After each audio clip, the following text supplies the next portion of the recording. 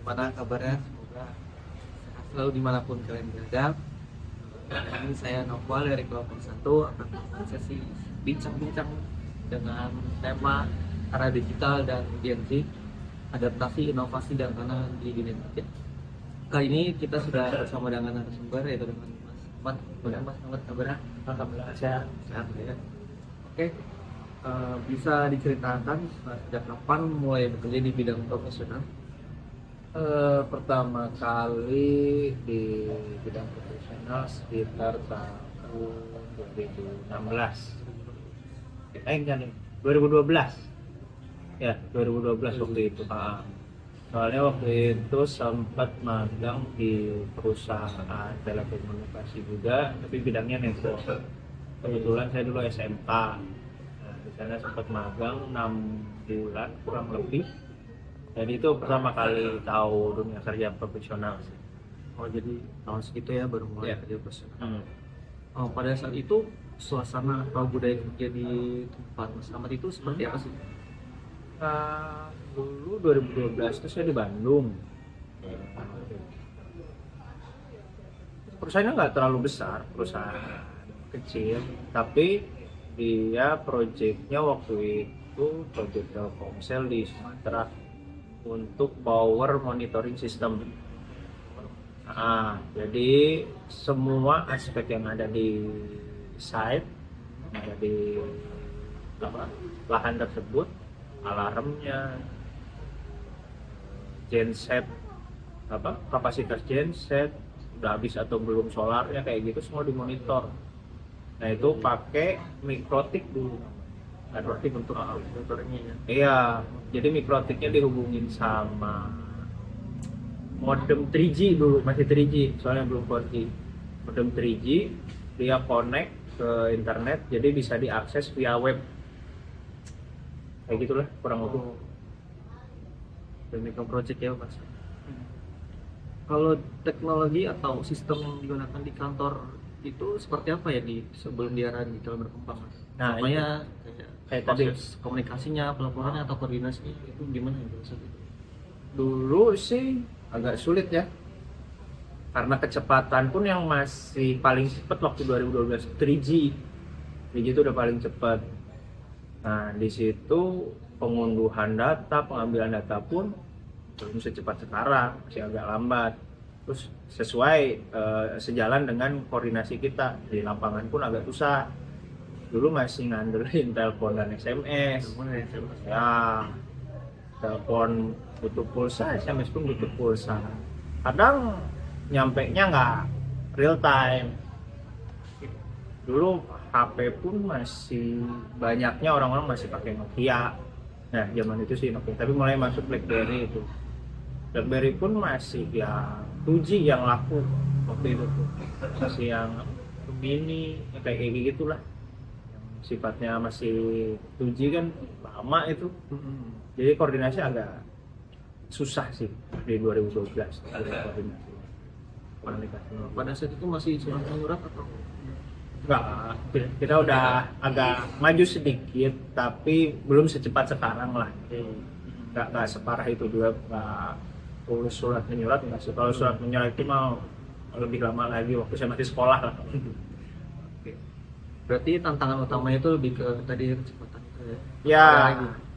kecepatan aksesibilitas internet, terus susahnya juga apa-apa masih serba manual sih, belum kayak sekarang apa serba elektronik kayak gitu sih. Paling banyak dokumen tuh jadi harus apa-apa minta approvalnya datengin orang atau dibuatnya secara punya masih hard copy lah, nggak kayak sekarang. Nah, untuk sekarang kan sudah menuju ke era digital, maksudnya masih ada masa transisi lah ya dari itu tuh pertama kali merasakan era digital pada transisi itu kapan? Mungkin pas kuliah sih, mulai tahun 15-16 lah mulai itu agak masif sih ya. 4G itu mulai masif, smartphone pun mulai dikuasai sama Android sih waktu itu, sama Apple. Nah di situ konektivitas kecepatan tuh mulai enak. Kalau udah masuk 4G itu separah 3G. Kalau 4G itu enak lah, aksesibilitasnya tinggi, koordinasi lebih cepat, terus mulai berkembang sistem elektronik, jadi mudah minta approval, terus apa-apa nggak harus print, bisa via soft copy aja kayak gitu. Ini perlu penyesuaian nggak tuh? Ada masalah transisi itu apa? Sulit atau mudah? Oh enggak sih, kalau dari yang 3G ke 4G nggak terlalu susah. Mungkin dulu yang agak kaget tuh yang dari 2G ke 3G mungkin. Tapi kan saya belum kerja di profesional waktu itu. Tapi ya terasa sih kalau yang 2G ke 3G itu agak penyesuaian. Device-nya berkembang lebih bagus, dari teknologi juga. Kayak misal dulu masukin musik ke HP itu agak ribet. Ya. Nah, kalau sekarang kan tinggal streaming bisa, download pun cepet kayak gitu. Kalau dulu tuh susah di zaman yang 2G apalagi. Kalau 3G sedikit mudah tapi masih ada kesulitan lah. Kalau di yang zaman udah 4G sini mah nggak enak. Enak ya, beda ya. Ya.